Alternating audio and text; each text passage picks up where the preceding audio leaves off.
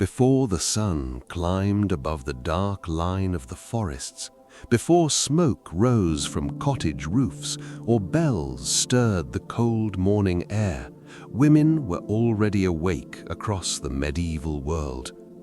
In narrow village huts of timber and mud, in crowded townhouses leaning over crooked streets, and inside the stone chambers of castles where the wind whispered through narrow windows, the day began quietly, in darkness and ash-gray light. Somewhere, a mother stirred embers back to life with aching hands. Somewhere else, a servant crossed a freezing courtyard carrying water before the household rose.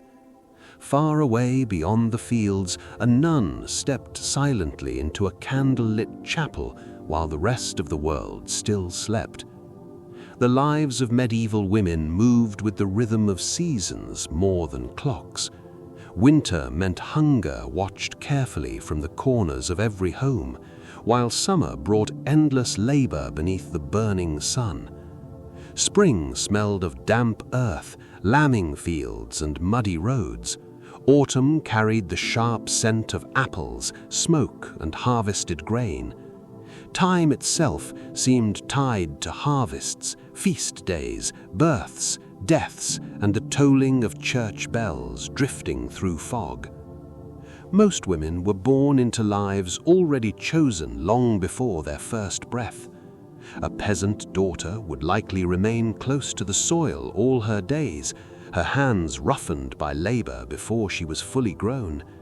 A noble girl, wrapped in finer cloth and raised beneath painted ceilings, lived under different burdens: alliances, inheritance, duty, and obedience to family ambition.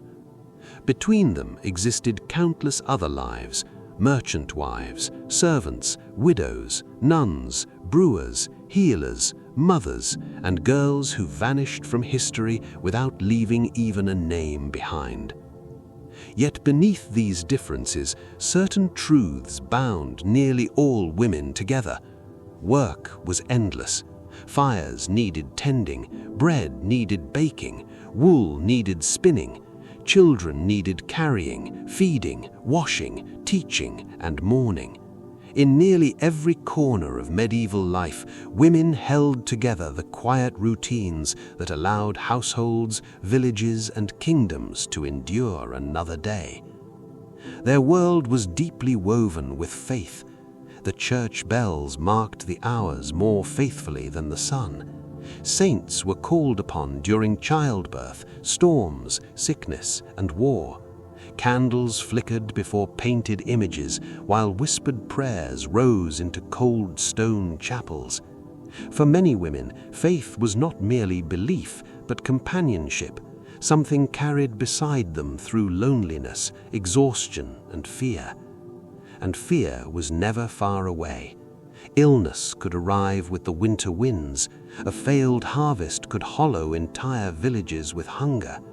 Childbirth stood as both miracle and danger. War, though often remembered through kings and battles, entered women's lives through empty granaries, burned homes, and missing husbands who never returned down the muddy road. Still, life was made not only of hardship. There were evenings beside warm fires while rain tapped softly against thatched roofs. There were songs hummed while spinning wool, laughter shared beside village wells, ribbons worn during feast days, and moments of tenderness hidden quietly within difficult lives. Medieval women lived in a world of labor and uncertainty, but also one filled with small beauties that glimmered gently against the darkness of the age. A medieval girl entered the world quietly, wrapped in linen and laid beside the warmth of the hearth while winter winds pressed against the walls outside.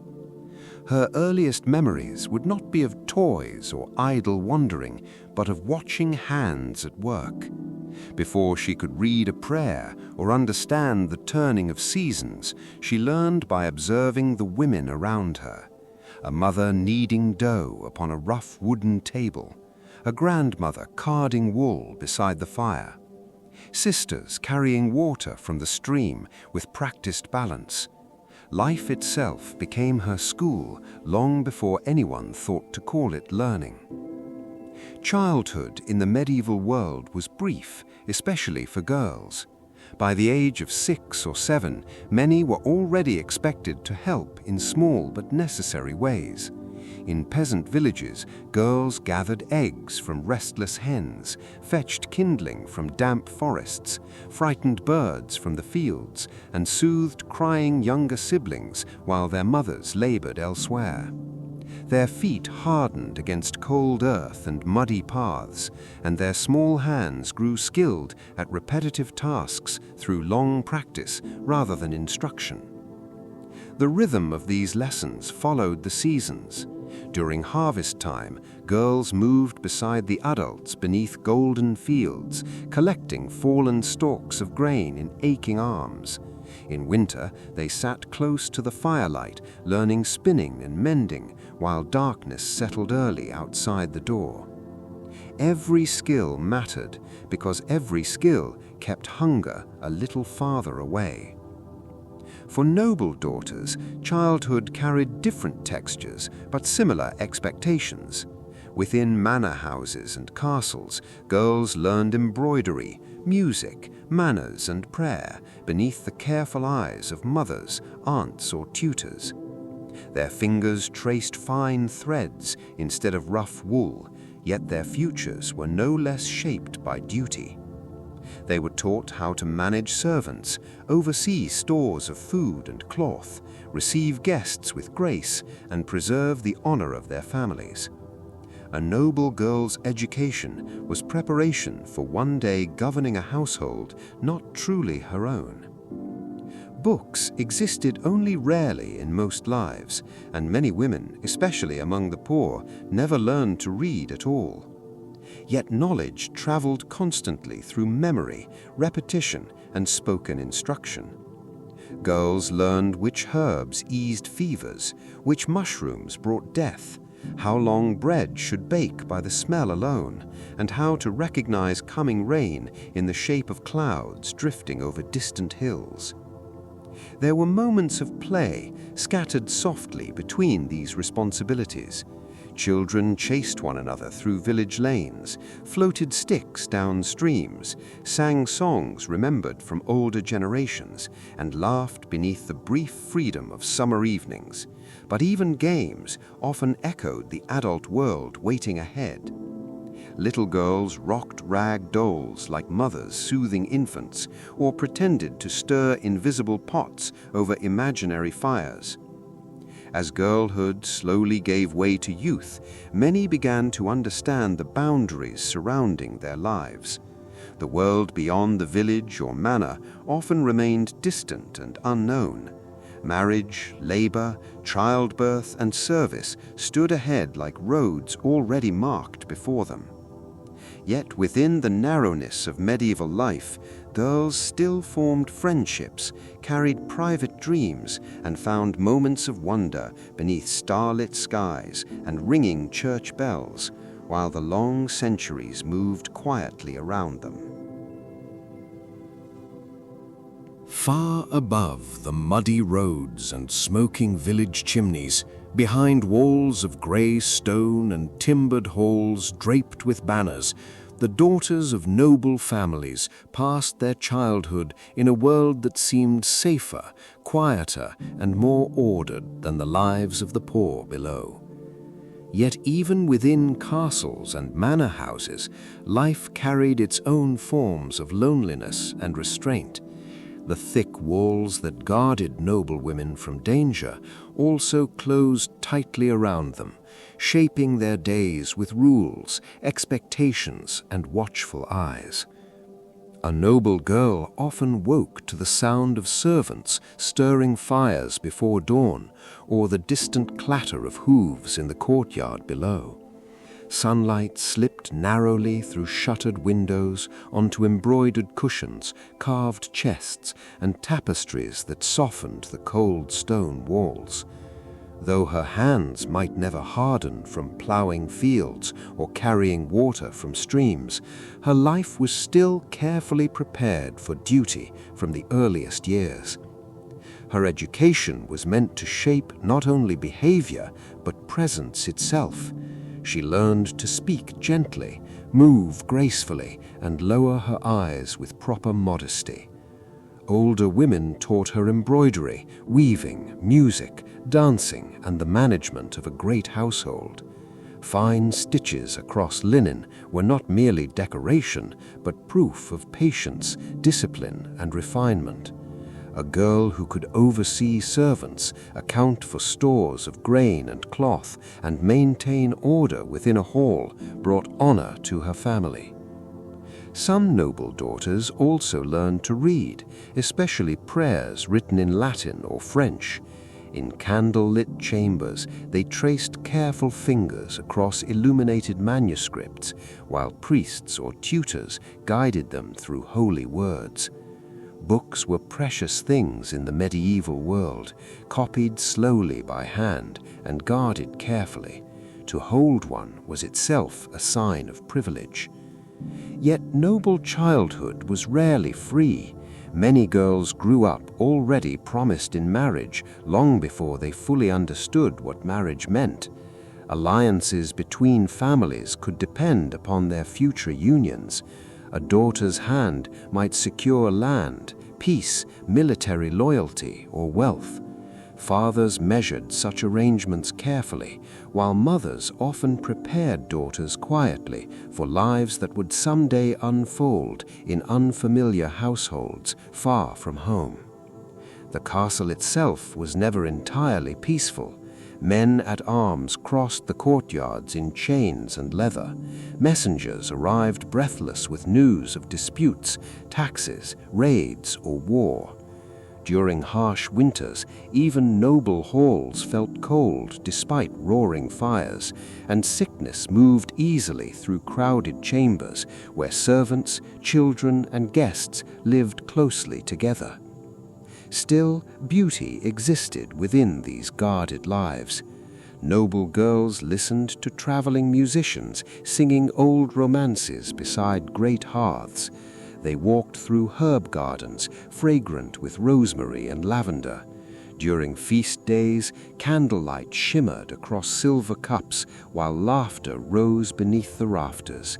Falcons wheeled above green hunting fields, and church bells drifted softly across the countryside at dusk. Yet beneath the silks, prayers, and ceremony remained the quiet understanding that their lives did not fully belong to them. Noble daughters were raised to preserve family honor, continue bloodlines, and strengthen alliances in a world where marriage was often less about love than survival and power. Behind castle walls, their futures waited patiently like closed doors, beautiful perhaps, but rarely unlocked by their own choosing. Beyond the walls of castles and manor houses stretched the far larger world of the peasantry, where most medieval girls were born beneath roofs of thatch and smoke-blackened beams. Their homes were small, often crowded with siblings, animals, and the constant smell of earth carried in on boots and clothing. In winter, cold crept through the cracks in the walls, and in summer, flies gathered thickly near the animals penned close beside the house. Life was simple only to those who had never lived it. For the girls who grew within these villages, each day demanded labor from morning until darkness covered the fields. Before sunrise, many peasant girls were already awake beside their mothers. The fire needed coaxing back to life from the ashes of the night before. Water had to be fetched from streams or wells, even during bitter cold when ice formed along the bucket's rim. Bread dough waited to be kneaded, hens needed feeding, and younger children cried softly beneath wool blankets stuffed with straw. As they grew older, the work only deepened. Girls followed their families into the fields, where the rhythm of life depended entirely upon the harvest. In spring, they planted seeds into damp soil, while cold rain soaked their sleeves. In summer, they bent beneath the sun, gathering hay and cutting grain with sore hands. Autumn brought endless carrying, storing, drying, and preserving before winter's hunger arrived once more. Even small children gleaned fallen stalks after harvesters passed through the fields, because every scrap of grain mattered. The medieval village moved together like a single body tied to the land. Women and girls milked cows at dawn, watched over geese and pigs, gathered berries from hedgerows, spun wool beside open doorways, and shared ovens where bread baked slowly through the day. There was little separation between home and labor. The hearth stood at the center of both survival and family life. Yet, despite the hardship, village life carried familiar comforts woven quietly into its routines. Girls walked together along muddy paths, carrying water buckets while whispering stories and gossip. On feast days, ribbons appeared in braided hair, and music drifted across the green while villagers danced beneath lantern light. During long winter evenings, families gathered close around the fire, while older women told tales of saints, spirits, and forgotten ancestors whose names still lingered in memory. Nature itself shaped the emotions of rural life. Girls learned the sound of distant thunder with unease, knowing storms could flatten crops that stood between the village and starvation.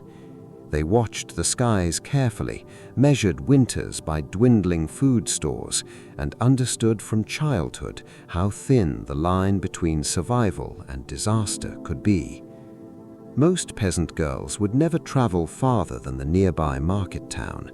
The world beyond the forests and hills existed more in rumor than reality. Yet within their narrow horizons, entire lives unfolded. Friendships formed beside streams, quiet romances bloomed during harvest festivals, and generations of women passed down knowledge that no book ever recorded. Their names rarely entered chronicles or songs. No great monuments remembered them. But it was their labor that filled granaries, clothed families, raised children, and sustained the medieval world season after season, century after century, beneath open skies and the smoke of humble hearths. For most women in the medieval world, marriage arrived not as the ending of a story, but as the true beginning of adult life. A girl who had spent her childhood beneath the roof of her parents would one day leave that familiar hearth behind and step into another household where new duties, expectations, and uncertainties awaited her. Whether she was the daughter of a peasant farmer or a noble lord, marriage shaped nearly every part of her future. Among the nobility, marriage was often discussed long before a girl reached womanhood. Fathers negotiated alliances carefully, weighing land, wealth, loyalty, and influence as though arranging pieces upon a board. A daughter's marriage could strengthen political bonds, settle disputes, or secure inheritance. The wishes of the bride herself sometimes mattered little beside the ambitions of powerful families. Young noble women might leave home to marry men far older than themselves, traveling to unfamiliar castles where every face, custom, and corridor felt strange. Yet even in these carefully arranged unions, human affection sometimes slowly emerged. Shared years, children, grief, and survival could bind two people together more deeply than the vows first spoken in the chapel. Some husbands proved kind, others distant or cruel, and many wives learned quickly that peace within a household often depended upon patience, silence, and careful understanding of another person's temper. For peasants, marriage was usually shaped less by politics and more by labor and survival. A household needed many working hands. A wife brought skills essential to daily life: baking, brewing, spinning, tending animals, and raising children. A husband offered land access, protection, and partnership in the endless work of sustaining a family. In villages, young men and women often knew one another for years before marriage through shared labor, feast days, and church gatherings. Though parents still held influence, affection sometimes played a greater role among the poor than among the wealthy.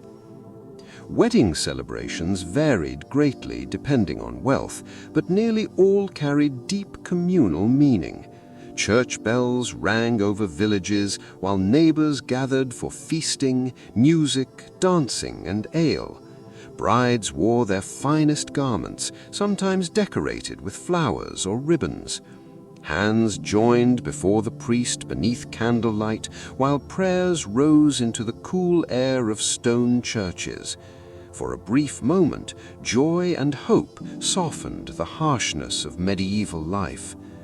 But marriage also brought heavy expectations.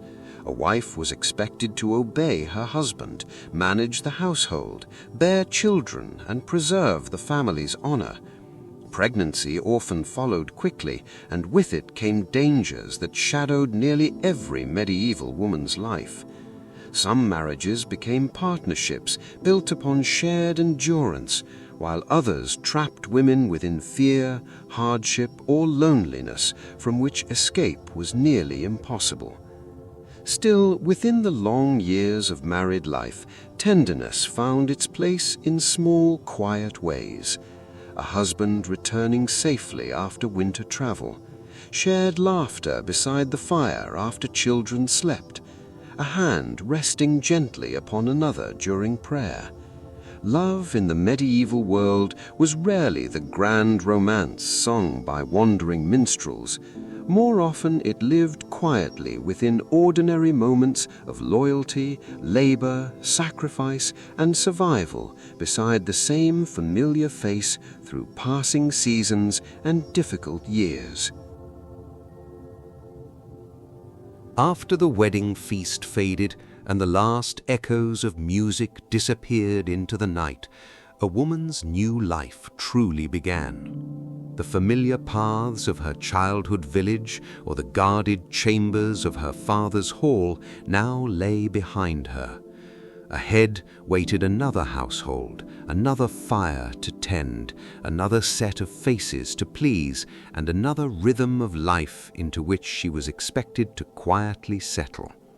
For many medieval women, marriage meant not only joining oneself to a husband, but entering an entire world already shaped long before their arrival. A peasant bride often moved into the home of her husband's family, where several generations might live crowded together beneath one roof. Space was small, privacy almost unknown. A young wife learned quickly where tools were kept, how much grain remained for the winter, when the animals needed tending, and which corners of the roof still leaked during rainstorms. Mothers-in-law watched closely, neighbors observed silently. A woman's worth revealed itself through labor, endurance, and her ability to keep harmony within the household. For noble women, the transition could feel equally uncertain despite greater comfort. A young bride might travel far from her childhood home to a distant manor or castle belonging to her husband's family. The servants already knew their routines, the steward his duties, and the household its customs. She entered as both outsider and future mistress of the estate, expected to learn quickly how to oversee kitchens, storerooms, linens, servants, guests, and accounts. Even noble women surrounded by luxury often carried deep loneliness in those first months far from home. Every household moved according to endless cycles of work. Fires had to remain lit through cold nights. Bread needed baking before dawn. Ale required brewing, wool spinning, candles dipping, vegetables preserving, floors sweeping, and clothing mending. Women stood at the center of these tasks, their labor stretching quietly through every hour of the day. A well-run household meant survival, especially during harsh winters or poor harvests when scarcity crept close. The husband stood as master of the home under both law and custom, and wives were expected to obey his authority. Yet in daily life, women often managed far more than official records acknowledged. They organized food stores, directed servants or children, tended gardens, treated illness with herbs and remedies, and kept the fragile order of family life from falling into chaos. The home rested heavily upon their shoulders. There were difficult adjustments hidden within married life. A woman learned the moods and silences of her husband, the tensions between relatives, the habits of servants, and the unspoken rules that governed each household. Some marriages grew warm with companionship, others remained distant, burdened by resentment, fear, or disappointment. Medieval life allowed little room for escape once vows had been spoken. And yet, over time, many women slowly transformed unfamiliar houses into homes of their own making. The scent of bread baking in the morning, herbs drying beside the hearth, children sleeping beneath wool blankets, and familiar voices rising during supper gradually softened the strangeness of a new life. Seasons passed, faces aged, another generation grew beneath the same roof. In this way, women became the quiet keepers of continuity in the medieval world, carrying warmth, order, memory, and endurance into households that might otherwise have collapsed beneath the weight of hardship and time. In the medieval world, the home was never still. Even in the quietest moments, it seemed to breathe with unseen labor, as though the very walls depended upon constant care to remain standing. For women, the household was not a place of rest between tasks, but a living structure sustained entirely through their hands. From the first dim glow of morning to the last ember fading at night, work flowed through every corner of daily life like an unbroken river. Before the sun fully rose, fires had to be revived. Ashes were stirred, kindling arranged, and breath coaxed into flame until warmth returned to the hearth. Without it, nothing else could begin. Bread dough was kneaded upon rough wooden boards, shaped and set aside to rise before baking in communal ovens or over open flame. Water was drawn, heavy buckets lifted from wells or carried from nearby streams, often under skies still pale with frost. The making of bread alone demanded patience and skill. Grain was ground into flour by hand or millstone, sifted carefully, mixed with water and salt, and watched closely as it transformed under heat. A successful loaf meant nourishment and survival. A failed one meant hunger stretching further into the days ahead. Beyond food, clothing required constant attention. Wool was spun slowly into thread, then woven into cloth that would eventually become garments for children, husbands, and household alike. Needles moved tirelessly through fabric to mend torn sleeves and worn hems. Nothing was discarded easily. Every scrap of cloth carried potential use, and women learned to stretch materials across seasons and years. Even the making of light depended upon their labor. Candles were dipped repeatedly in fat or wax, cooled and dipped again until they thickened enough to burn through long winter nights. Soap was prepared from ashes and animal fat, strong and rough, but necessary for washing hands, cloth, and bodies. Ale brewed in large pots provided safer drinking than water in many places, and its preparation was yet another responsibility, often resting upon women's care. The household was also a place of healing. When illness came, and it came often, women turned to knowledge passed quietly from mother to daughter. Herbs gathered from gardens or hedgerows were steeped into bitter brews or pressed into poultices. Fevers were soothed with cloths dipped in cool water. Childbirth was attended not by physicians in most cases, but by women who had themselves endured the same trials and learned through experience rather than instruction. Children filled the home with noise and need. They required feeding, washing, clothing, and constant attention. Older girls were drawn early into this cycle of labor, learning by imitation as much as teaching. Even the smallest hands could stir pots, gather sticks, or chase chickens back into their pens. Through all of this, there were no true pauses. One task folded into the next without clear boundary. Cooking became cleaning, which became mending, which became preparing for the next meal. Time was measured less in hours than in the completion of duties. Yet, within this endless motion, there was also a quiet rhythm that held meaning. The smell of fresh bread warming a cold room, the steady sound of spinning wheels beside a fire, the comfort of shared labor among women working side by side.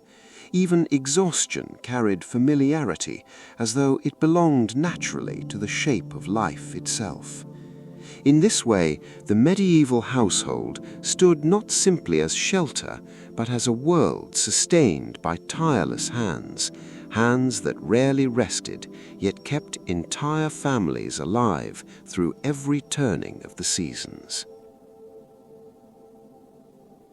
Beyond the threshold of the home, where smoke curled from chimneys and hearths still glowed faintly in the morning dark, lay the fields that sustained every village and determined whether the coming year would bring comfort or hunger. Here, women's labor extended outward, beyond walls and courtyards, into the open rhythms of soil, weather, and season. The medieval countryside was not worked by men alone, but by families bound together in shared effort, where women moved steadily through furrowed earth and green pastures as essential as the land itself. At planting time, women stepped into fields softened by rain, their skirts gathered carefully to avoid mud as they bent low to press seeds into the ground.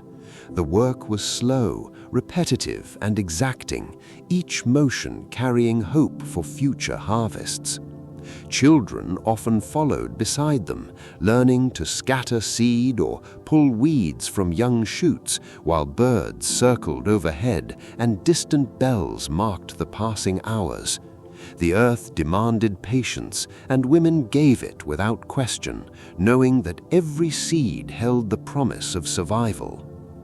When spring gave way to summer, the fields thickened with life and labor deepened. Hay had to be cut and turned beneath the sun until it dried into feed for winter animals. Wheat and barley swayed heavy beneath golden light, waiting for the harvest that would demand every available hand. Women worked alongside men during these weeks of urgency, their movements swift and practiced, passing bundles of grain, tying sheaths, and gathering what could be saved before storms or rot could claim it. Livestock, too, fell under their care. Cows needed milking at dawn and dusk, their milk turned into butter and cheese that would last through cold months. Chickens scratched through barnyards under watchful eyes. Pigs and goats were fed, herded, and tended, each animal a living store of future sustenance. Even small tasks, collecting eggs, mending fences, or driving animals to pasture, formed part of the steady current of village survival. Women also played a vital role in the quieter economy that thrived beyond the fields. They gathered herbs for healing and cooking, sold surplus eggs or woven cloth at local markets, and bartered goods with neighbors in exchange for salt, tools, or cloth.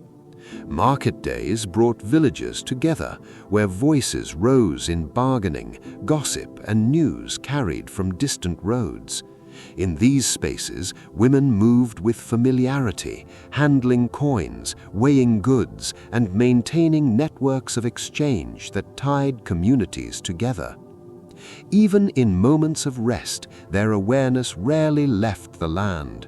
Weather determined everything. A sudden frost, a season of rain without end, or a summer too dry could undo months of labor. Women learned to read the sky, to feel changes in wind and soil, to sense early the signs of either abundance or hardship. And yet, amid this constant uncertainty, there remained a quiet strength in the collective rhythm of village life.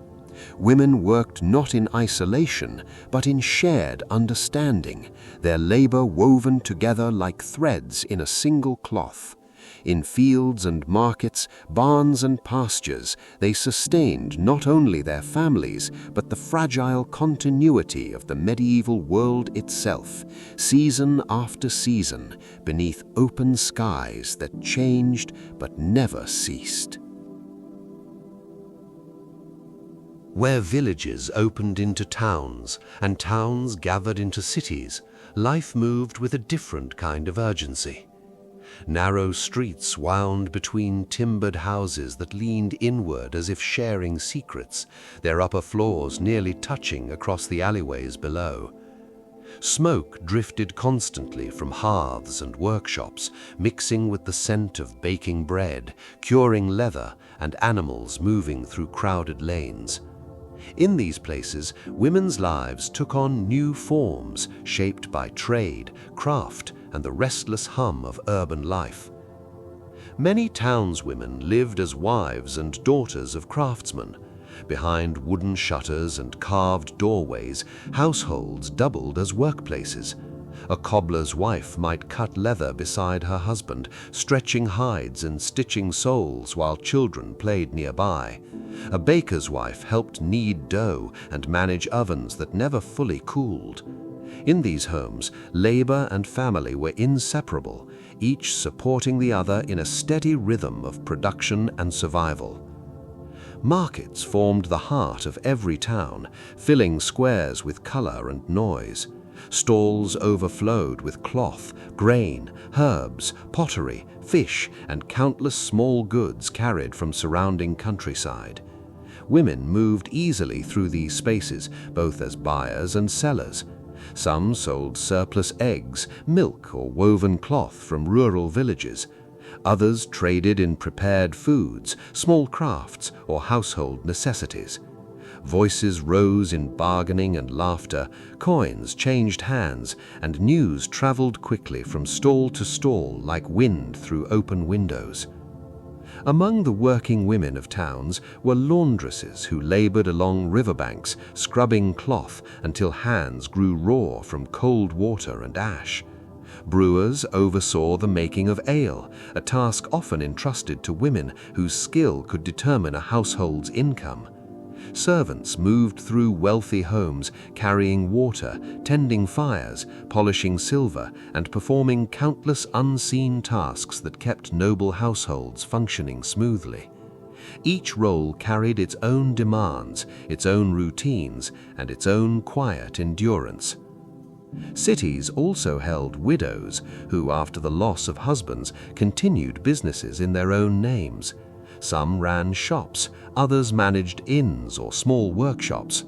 In certain places, widows possessed more freedom than married women, able to buy, sell, and negotiate without the direct authority of a husband. Through necessity, many became skilled in trade, accounting, and negotiation, learning to survive within systems that often left them little protection. The streets themselves were alive with constant movement. Bells rang from church towers, calling people to prayer or marking the passing of hours. Animals crowded passageways alongside carts and pedestrians. Children darted between stalls. Beggars sat near doorways. Traveling merchants arrived with goods and stories from distant regions, and rumors spread quickly as goods were exchanged. Yet towns were not only places of labor and noise. Within the upper rooms of crowded houses, women still spun thread beside windows, sang softly while working, and shared meals with family and neighbors. Festivals brought color to the streets, with processions, music, and lantern light transforming ordinary spaces into scenes of celebration. Even amid the density of urban life, moments of connection and joy appeared like brief openings in a tightly woven fabric. For townswomen, life was shaped by constant movement and adaptation. They stood at the meeting point of home and market, family and trade, tradition and change.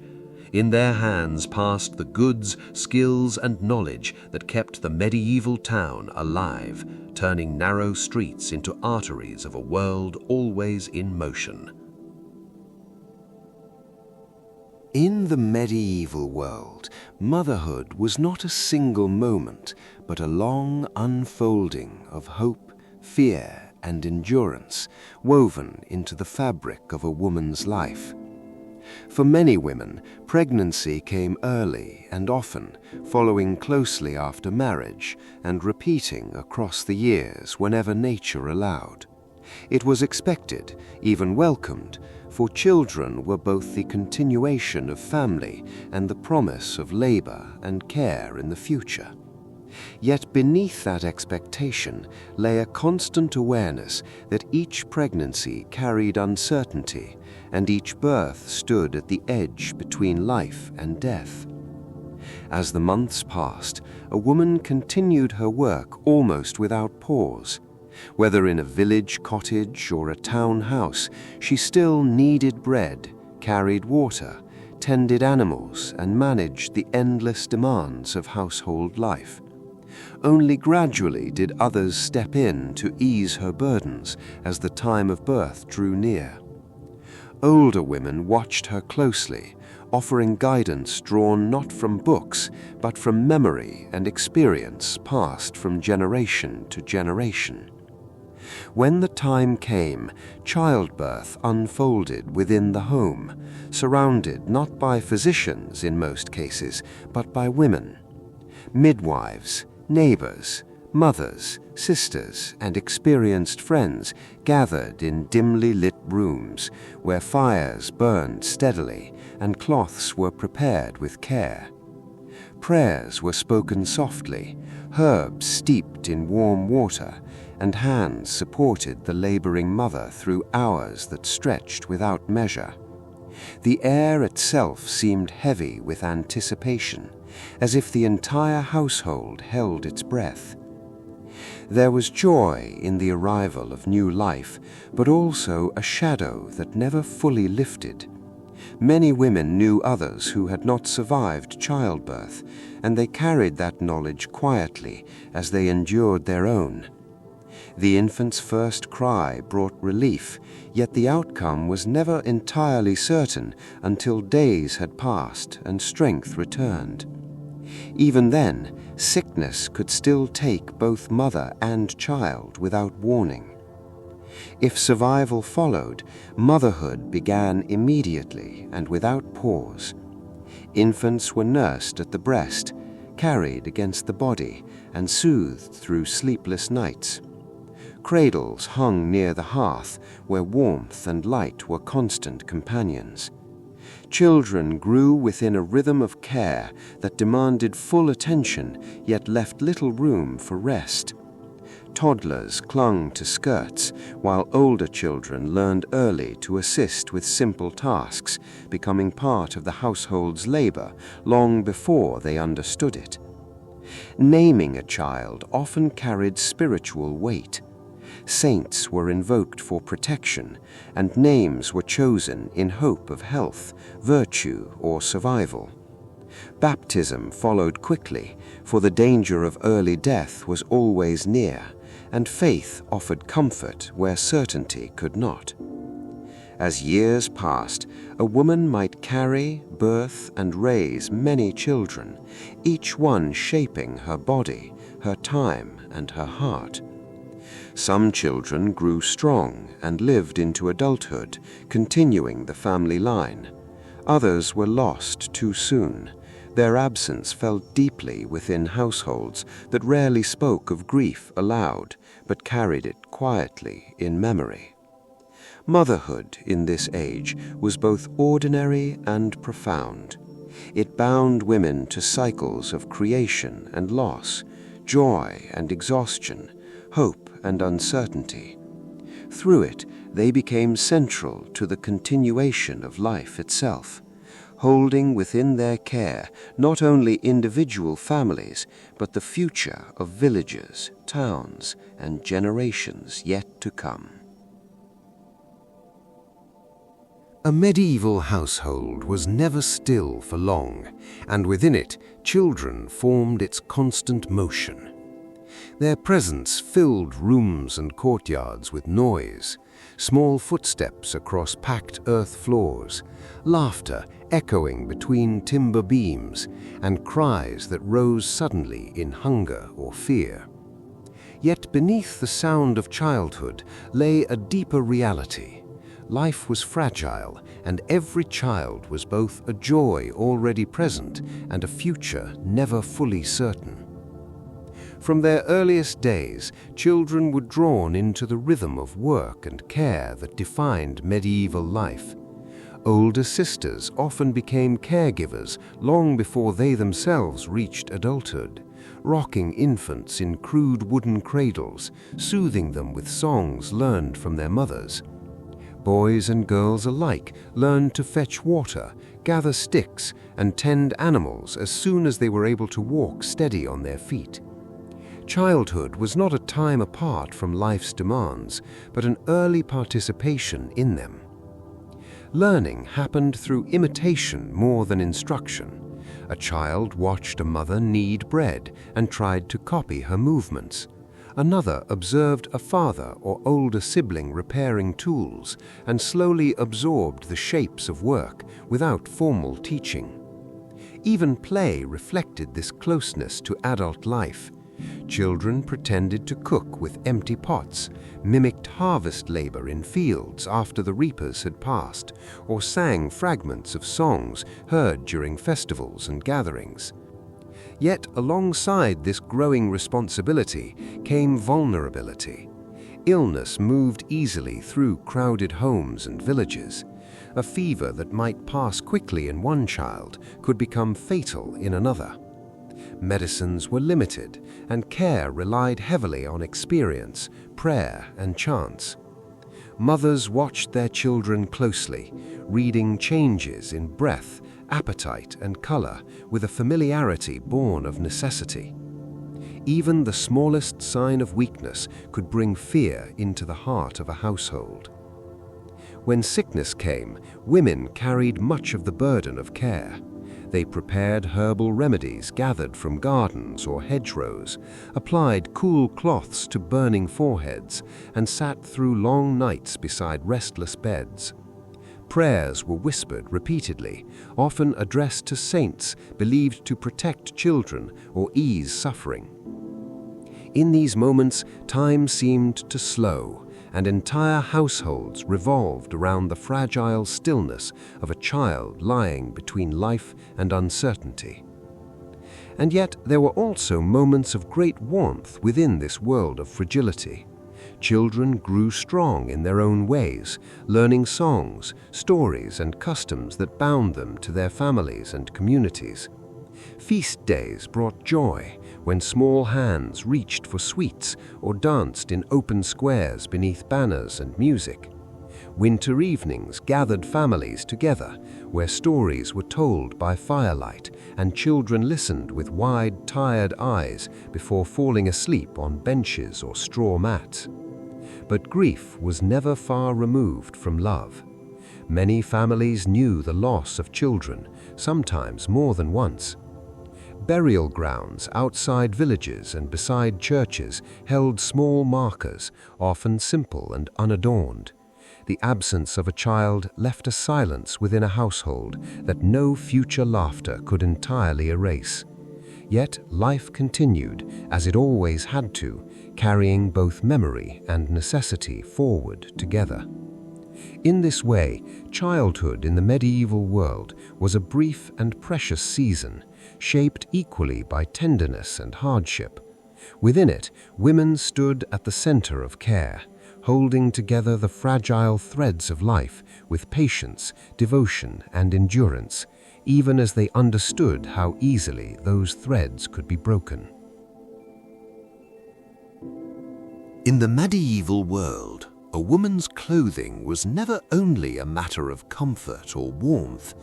It spoke silently of her place in society, her household, her modesty, and her identity within a world that read meaning into every fold of fabric and every covered strand of hair. From the simplest woolen dress to the richest embroidered gown, garments carried the weight of both necessity and expectation. For peasant women, clothing was practical above all else. Rough-spun wool, dyed in muted tones from plant and earth, formed the basis of daily wear. Dresses were layered for warmth, tied with cords, and patched repeatedly until the fabric could no longer be repaired. Aprons protected skirts during cooking, spinning, and fieldwork, while sturdy cloaks shielded against wind and rain during long walks between home, field, and market. Nothing was wasted easily. Cloth was too precious and garments too difficult to replace. Hair, too, was carefully managed. In most regions, a married woman's hair was covered in public, wrapped in veils, wimples, or simple cloths tied beneath the chin. This covering was more than custom. It was a sign of respectability and marital status. To appear unveiled outside the privacy of the home could invite judgment or suspicion. Young unmarried girls sometimes wore their hair loose or braided, a quiet distinction that marked their stage of life. Among noble women, clothing became more elaborate, though still bound by rules of propriety and status. Dresses of fine linen, wool, or imported silk were layered and tailored to reflect wealth and lineage. Sleeves could be long and flowing, hems carefully embroidered with patterns that required hours of skilled labor. Colors, too, held meaning. Deep reds, rich blues, and luminous greens often signaled wealth, as the dyes required to produce them were rare and costly. Jewelry adorned noble women more frequently than those of lower status.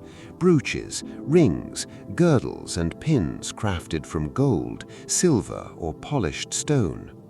Yet even among the elite, beauty was expected to remain modest. Excessive display could be viewed as vanity, and vanity as moral failing. The balance between elegance and restraint was delicate and constantly observed. The female body itself was understood through the lens of function, faith, and vulnerability. It was the vessel of childbirth, the center of household labor, and the subject of both admiration and caution. Medieval medicine described it in humoral terms, believing health depended on balance within the body's natural elements. Illness, pregnancy, and temperament were all interpreted through this framework, shaping how women understood their own physical experiences. Bathing was less frequent than in later ages, but cleanliness still held importance.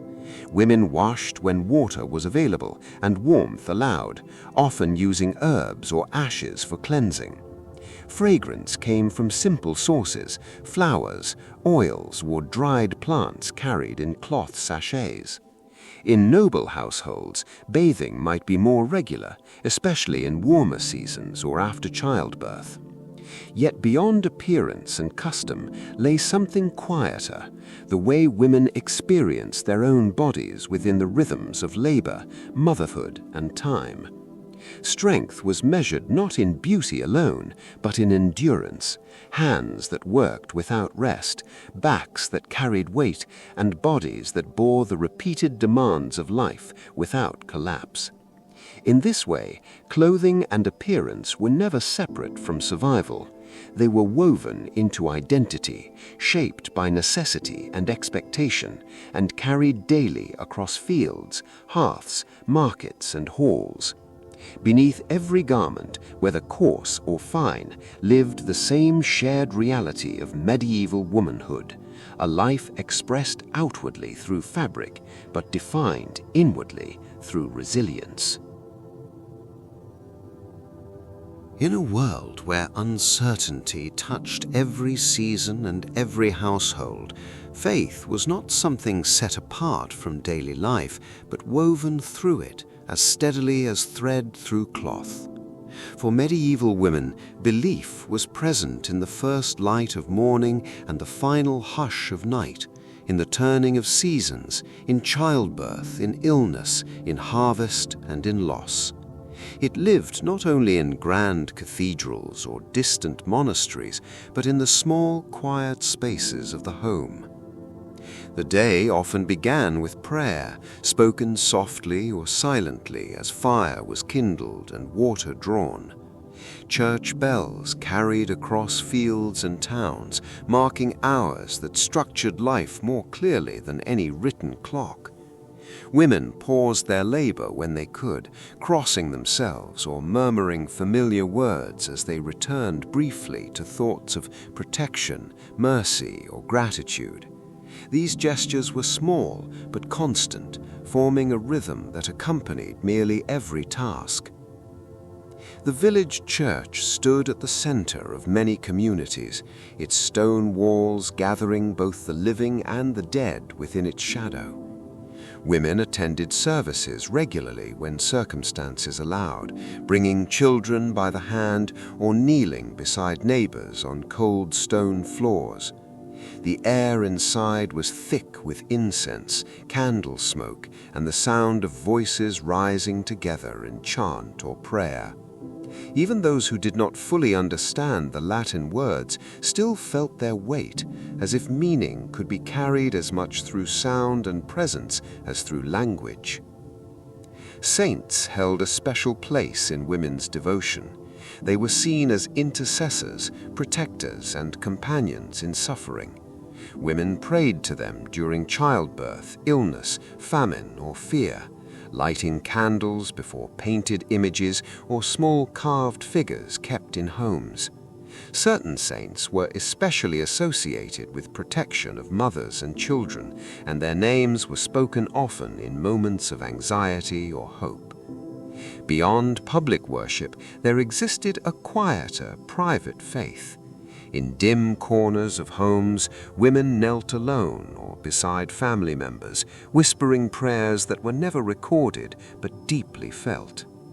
During long nights of sickness or labor, prayer became a form of endurance, a way of holding fear at a distance when no other comfort was available.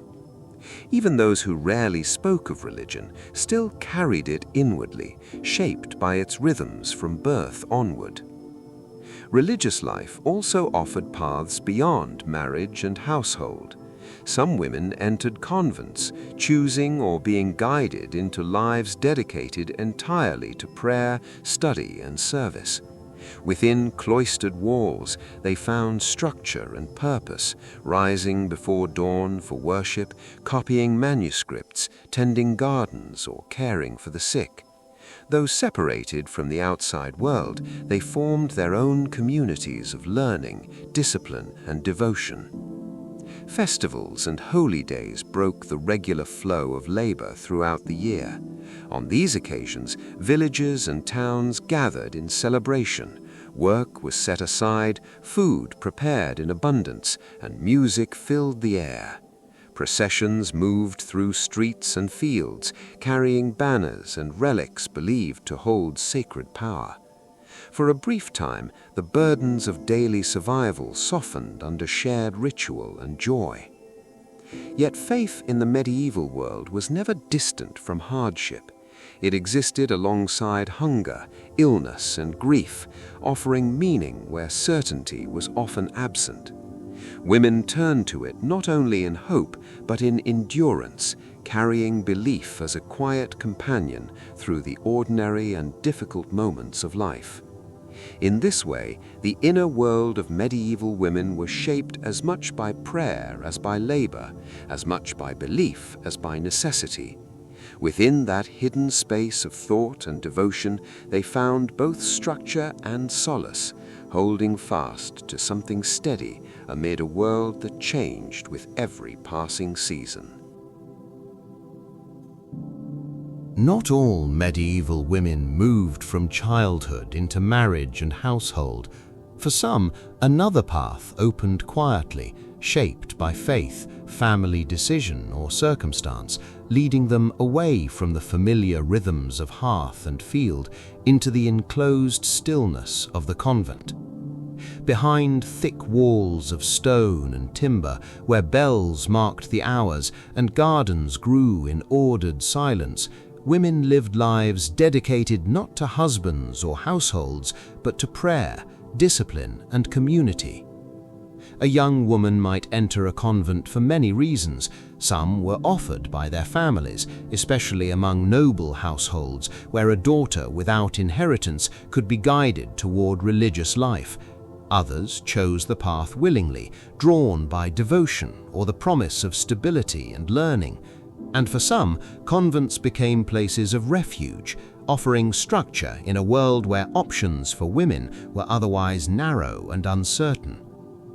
Within the cloister, daily life followed a steady and deliberate rhythm. The day began before dawn, when darkness still pressed against the windows and only candlelight stirred within stone halls. Prayers rose in unison, marking the beginning of a cycle that would repeat throughout the day. The divine office divided time into sacred hours, shaping each moment with prayer, reflection, and silence. Yet, convent life was not only contemplation. Nuns worked with their hands as surely as any woman outside its walls. They tended gardens where herbs and vegetables grew in careful rows, sustaining the community through each season. They brewed medicines, stitched garments, prepared food, and cared for the sick or elderly who came seeking aid. In many convents, women also copied manuscripts by hand, preserving sacred texts, poetry, and knowledge that would otherwise have faded with time. Education within convents often surpassed what many laywomen could access. Some nuns learned to read and write with fluency, studying scripture, Latin, and sometimes music. Choirs filled chapels with chants that echoed softly through stone corridors, their voices blending into a sound that seemed to belong to another world entirely. In these spaces, learning and devotion intertwined, giving shape to a life both disciplined and quietly rich. Unlike the outside world, where a woman's life was often defined by marriage and motherhood, convent life offered a different structure of belonging. Authority rested within the community itself, led by an abbess who oversaw both spiritual and practical matters. Decisions were made collectively within the bounds of religious rule, creating a sense of order that replaced the unpredictability of secular life. Silence held an important place within this world. It was not emptiness, but a form of reflection. Words were used sparingly, and stillness allowed space for thought and prayer. Yet even within silence, bonds formed between women who shared the same routines, the same prayers, and the same enclosed landscape of cloister, garden, and chapel. Outside the convent walls, life continued with its familiar cycles of labor, marriage, birth, and hardship. Yet within, time felt different, measured less by harvests and seasons and more by prayer and ritual. The outside world might seem distant, but it was never entirely absent. News arrived, visitors came, and the memory of life beyond the walls lingered softly in conversation and reflection. For those who lived within them, convents were neither escape nor isolation alone. They were communities shaped by spiritual structure, shared labor, and enduring commitment. In their quiet halls, another form of medieval womanhood unfolded, one rooted not in household or lineage, but in faith carried daily through prayer, work, and collective life. In the medieval world, a woman's life was shaped not only by hearth and household, but also by the quiet presence of law, customs and rules written and unwritten, spoken in courts, carried in contracts, and enforced through the authority of family and lordship. These laws were not always distant or abstract. They reached directly into a woman's daily existence, determining what she could own, whom she could rely upon, and how far her independence might stretch within the bounds of her station. From birth, a girl's place in society was largely defined by her family's standing. As she grew, those definitions deepened through marriage and adulthood. In many regions, a married woman's legal identity was closely tied to her husband's. He represented the household in dealings with land, trade, and authority, while she managed the inner workings of home and family life. Yet within this structure, there were variations that shaped a woman's degree of agency, depending on place, status, and circumstance. Dowries played an important role in marriage arrangements. A bride often brought property, goods, or money from her family into her new household. This contribution could strengthen her position within marriage and sometimes provide a measure of security if hardship or widowhood came. In return, husbands might grant a dower, lands or income designated for a wife's support should she survive him. These arrangements, carefully negotiated, formed part of the delicate balance that governed medieval family life. Widowhood, in particular, could alter a woman's legal standing significantly. A widow often gained greater independence than she had in marriage. She might manage property, oversee trade, or act in legal matters on her own behalf. In towns especially, widows sometimes continued their husbands' businesses, maintaining workshops, inns, or trading operations. Yet this independence was never guaranteed. It depended on local custom, family pressure, and the stability of what had been left behind. Courts existed at multiple levels, manorial, ecclesiastical, and royal, and women could appear within them, though their access and influence varied widely. Disputes over land, inheritance, marriage, or behavior might bring women into contact with legal systems that were often shaped by male authority. Some women spoke for themselves, others were represented by husbands, fathers, or male guardians. Justice was not uniform, and outcomes often reflected social position as much as formal law. Inheritance laws were particularly significant. In some places, daughters could inherit property if no male heirs existed, while in others, land passed strictly through male lines. These rules shaped not only family fortunes, but also the futures of women who depended on inheritance for security or autonomy. A single legal decision could determine whether a woman remained within comfort or fell into dependence. Despite these limitations, women were not entirely without influence. Within households, they managed resources, organized labor, and maintained the daily functioning of property that law might formally assign elsewhere. In practice, authority often operated in shared or overlapping ways, even when official records suggested otherwise. Yet beneath all legal structures lay a deeper reality: dependence. Most women's lives were bound to fathers, husbands, brothers, or sons at different stages of life. Security often came through connection rather than independence, through belonging to a household that could provide protection in a world where survival was never guaranteed. Still, within these constraints, women navigated the systems around them with resilience. They negotiated marriages, protected children's futures, managed inheritances when possible, and found ways to sustain themselves within the frameworks available to them.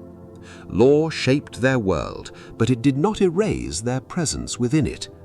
In this way, medieval womanhood existed at the meeting point of structure and adaptation, where rules defined the edges of possibility, but lived experience continued to move within and around them, shaped as much by endurance and ingenuity as by decree. Within the crowded rhythm of medieval life, where labor pressed upon every hour and duty shaped each passing season, there still existed moments that belonged not to necessity, but to the quieter reaches of the human heart. These moments rarely appeared in chronicles or formal records, yet they were as real as bread baking in an oven or the turning of the harvest. They lived in shared glances, soft laughter, and the small, unrecorded spaces between work and rest. Among women, friendship formed one of the most enduring sources of comfort. In villages, they walked together along familiar paths, carrying water or bundles of grain, while speaking of families, weather, births, and worries. In towns, they met at wells, markets, or doorsteps, exchanging not only goods, but stories that stitched communities together. Within noble households, companionship might be found in waiting women, sisters, or ladies of the same courtly circle, bound by shared routines and the enclosed spaces of manor life. These friendships were often shaped by necessity, but they deepened into something more lasting. Women shared the burdens of childbirth, illness, and grief, sitting beside one another through long nights when sleep would not come. They learned each other's silences as well as words, understanding without explanation when sorrow or exhaustion settled too deeply. In a world where life could be harsh and unpredictable, such bonds offered a form of steady presence that few other relationships could provide. Joy, too, found its place within these lives, though it rarely arrived in grand or lasting forms. Instead, it appeared in fragments: the sound of music drifting across a village green during a feast day, the warmth of shared bread broken among neighbors after a long winter, children's laughter echoing through narrow streets, the first blossoms of spring after months of cold and confinement. These moments, though brief, softened the weight of daily labor and gave shape to memory. Song and storytelling were especially cherished. Ballads passed from mouth to mouth carried tales of love, loss, saints, heroes, and distant lands. Women often sang while spinning wool or preparing food, their voices blending with the steady sounds of work. Stories told beside hearths in the evening gathered families and neighbors together, turning ordinary rooms into spaces filled with imagination and shared reflection. Romantic love, as later ages would define it, was not always the foundation of marriage, yet it still existed within medieval life in quieter forms. It appeared in courtly poetry and songs, in gestures of kindness between spouses, in the careful tending of shared households over many years. Affection could grow slowly, shaped by endurance and familiarity rather than sudden passion. In other cases, it remained unspoken but present, woven into the routines of shared survival. There were also private joys that belonged only to individual women: a moment of solitude beside a garden wall, the feel of sunlight through a small window, the satisfaction of completing a finely worked piece of embroidery, or the quiet pride of a household well kept. These were not grand pleasures, but they offered a sense of inward calm amid the demands of life. Even within societies defined by labor, hierarchy, and hardship, the inner lives of women held spaces of tenderness and meaning. They found companionship in one another, beauty in small things, and moments of happiness that did not depend on wealth or status. These were not exceptions to medieval life, but part of its quiet foundation. In this way, beneath the weight of duty and the turning of seasons, there remained a softer current running through women's lives, one made of friendship, shared laughter, fleeting joy, and the enduring human need for connection. The medieval world was not only shaped by labor and devotion, but also by uncertainty that could turn swiftly into danger. For women, safety was never fully separate from risk. It existed in degrees, depending on place, status, and circumstance, yet it was never absolute. Behind every ordinary day lay the awareness that life could change suddenly, without warning, and often without recourse. Within households themselves, vulnerability could take many forms.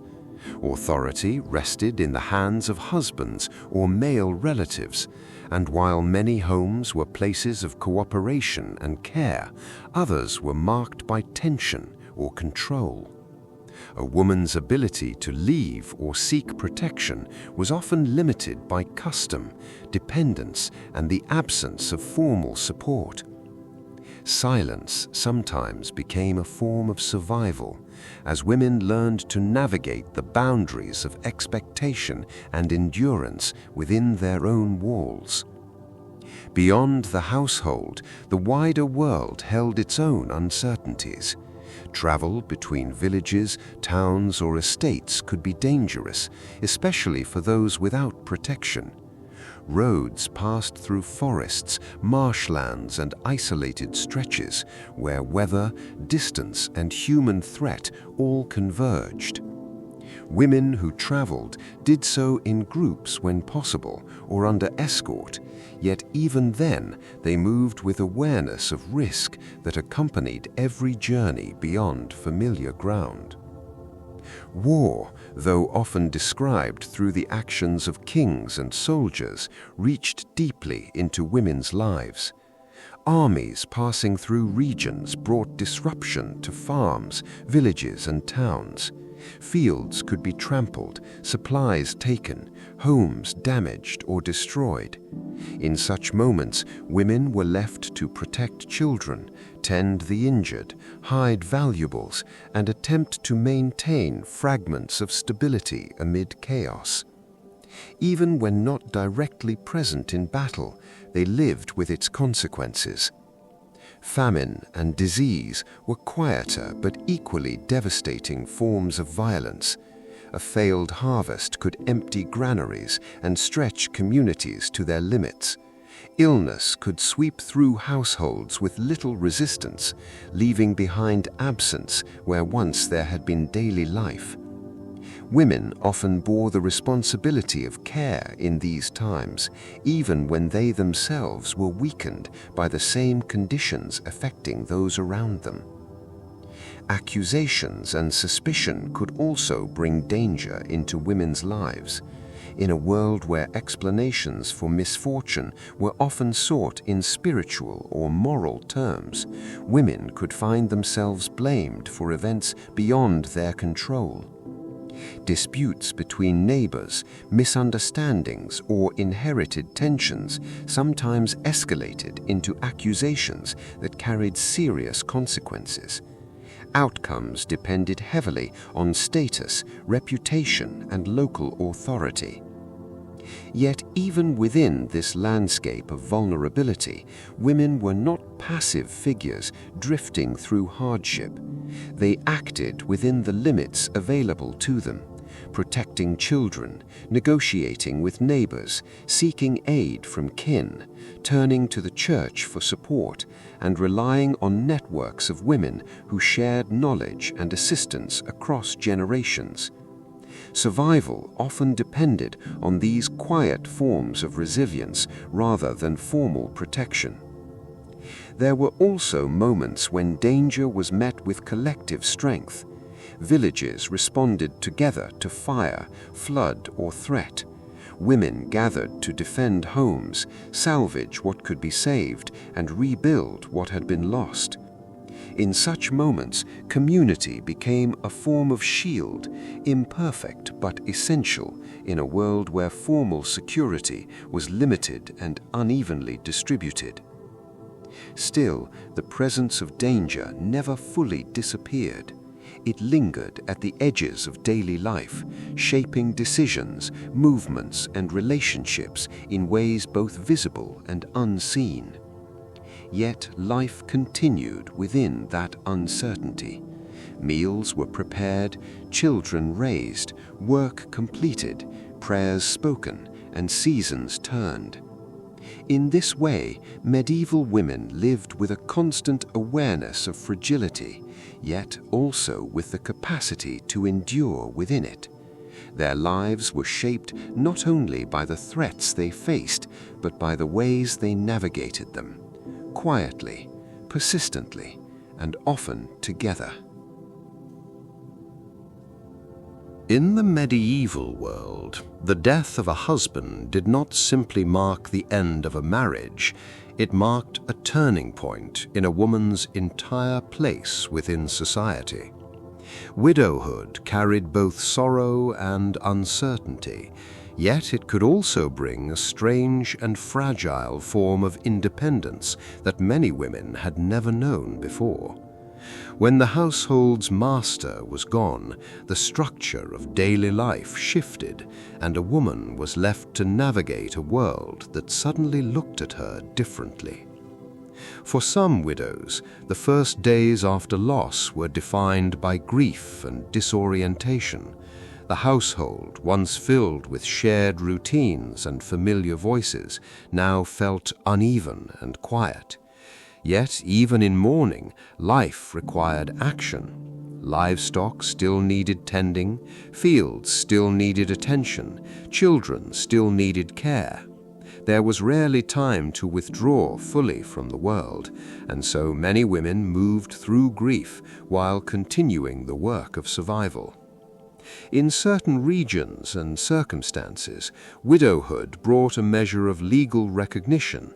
A widow might retain rights to a portion of her husband's property or income, sometimes enough to sustain herself and her children. In towns especially, she might continue a trade or business, stepping into roles that had previously been managed jointly or solely by her husband. Some women became skilled in managing accounts, negotiating with customers, and maintaining the flow of goods and services that sustained urban life. Yet this independence was never guaranteed.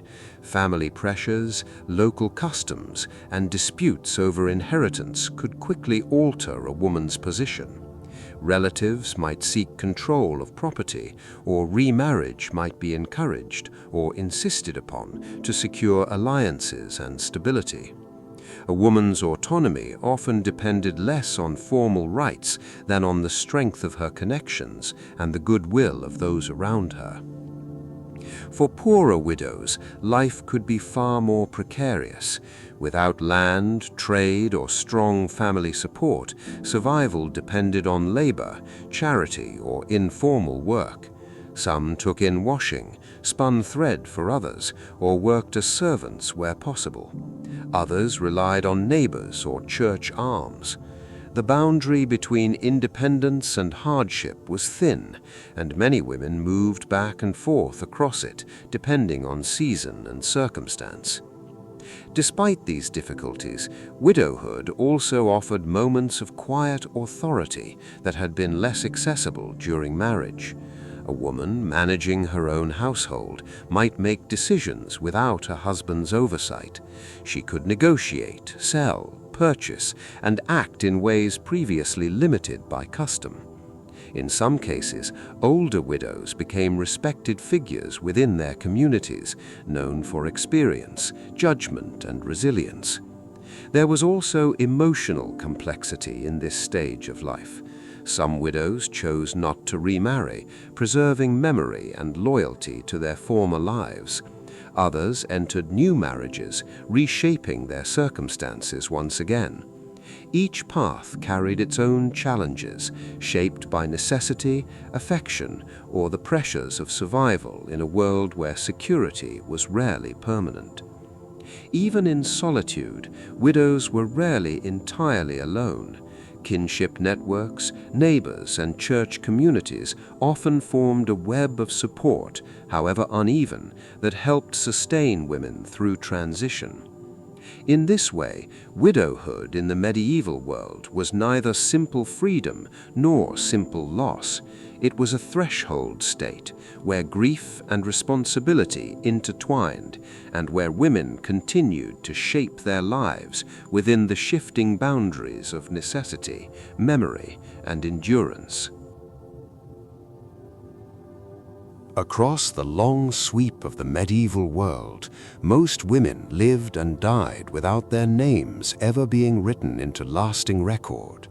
Their days passed in labor, in care, in quiet endurance, and their stories dissolved into the larger current of history. Yet here and there, a few women rose into visibility, their lives preserved in chronicles, letters, legends, or song. They stand not as exceptions to womanhood, but as brief illuminated points within it, reminders of the many paths a woman's life could take when shaped by power, knowledge, or extraordinary circumstance. Among the most visible were queens and noblewomen who moved within the highest circles of authority. Some acted as political partners to kings, advising in matters of diplomacy, land, and succession. Others governed estates in their husband's absence, managing vast households, issuing orders, and maintaining the delicate balance of loyalty and control across regions. Their lives were still bound by expectation and duty, yet the scale of their influence often extended far beyond the domestic sphere, reaching into the shaping of kingdoms themselves. There were also women whose names endured through devotion and spiritual authority. Mystics and holy women, sometimes embraced by the church and sometimes viewed with suspicion, spoke of visions, dreams, and divine encounters. Their words could inspire followers, draw pilgrims, or unsettle established powers. Some were eventually canonized and remembered as saints, their lives retold as examples of piety and endurance. Others remained ambiguous figures, remembered differently depending on who preserved their stories. Healers occupied another space between the ordinary and the remembered. Though countless women practiced herbal medicine, midwifery, and care within their communities, a few became known more widely for their skill. They treated wounds, eased childbirth, prepared remedies from plants and knowledge passed through generations. In a time when formal medicine was limited and unevenly available, these women often held vital authority within their villages and towns, even if their work was rarely recorded in detail. There were also women who resisted or defied the structures around them. Some challenged unjust authority, others led or participated in local uprisings, and some simply refused roles that had been assigned to them. Their actions might be recorded as rebellion, disorder, or disruption, depending on who wrote the account. Yet beneath those labels lay the same human impulse toward autonomy and survival that shaped all lives of the period. In this way, the few women who remain visible in the historical record do not stand apart from the rest, but instead point toward them. They are fragments of a much larger whole, shaped by the same world of labor, faith, risk, and endurance. Through them, one glimpses not only individual lives, but the vast, quiet presence of all the women whose stories carried the medieval world forward without ever being written down. As the light faded from the sky and the last traces of daylight slipped behind the horizon, the medieval world grew quieter in its own familiar way. Smoke drifted upward one final time from chimneys and hearths, carrying the scent of wood and ash into the cooling air. Doors were barred, animals settled into their pens, and the steady sounds of labor gave way to the softer rhythm of evening stillness. Across villages, towns, and scattered manor houses, women brought the day to its close with the same quiet movements they had begun it. Inside the home, the fire remained at the center of everything. It was tended carefully, not allowed to die fully, for it would be needed again before dawn. Around its glow, the final tasks of the day were completed. A pot left to simmer, clothing folded or mended one last time, bread set aside for the morning, children washed and wrapped in wool. The smallest sounds carried clearly in the hush, the crack of burning wood, the settling of beams, the soft shifting of bodies preparing for rest. Exhaustion came not suddenly, but gradually, like a tide withdrawing from the body. Hands that had carried water, kneaded dough, tended animals, or soothed children now slowed. Shoulders eased, backs rested, and voices lowered into quiet conversation or prayer. Some women still sat upright for a time beside the fire, spinning wool or finishing small tasks that could not wait for morning. Others simply leaned into stillness, watching flames move across stone and wood as thoughts drifted gently through the day that had passed.